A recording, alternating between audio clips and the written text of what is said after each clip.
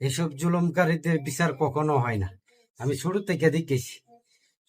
থেকে দেখছি আমাদের ছোটবেলায় যখন ছিলাম, কত জুলুমকারী যে দেখছি, কি বেশ দূরে রাখতো বিচারে, তাদেরকে ডাকলে ঘুষ, এরপর মানে খাওয়ন টাউন বালাটিকে না না দিলে বিচার তোমার উল্টা যাইব গা। এরপর জাগা দখলকারী, মানে এই তুমি অত দুর্বল, তোমার পাশে যার জায়গা আছে সে শক্তিশালী, তোমার খবর আছে, তুমি সবার কাছে খারাপ কালা এবং তুমি মায়ের গুতাও খাইবা, সবকিছু হারাইবা, কানবা ফাউল।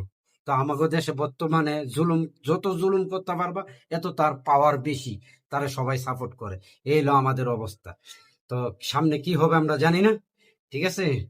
এই ভিডিওটা দেখার পরে আজকে মাথা মুথা চান্দি মান্দি পুরা গরম হয়ে রয়েছে আমার, একবারে পুরা গরম।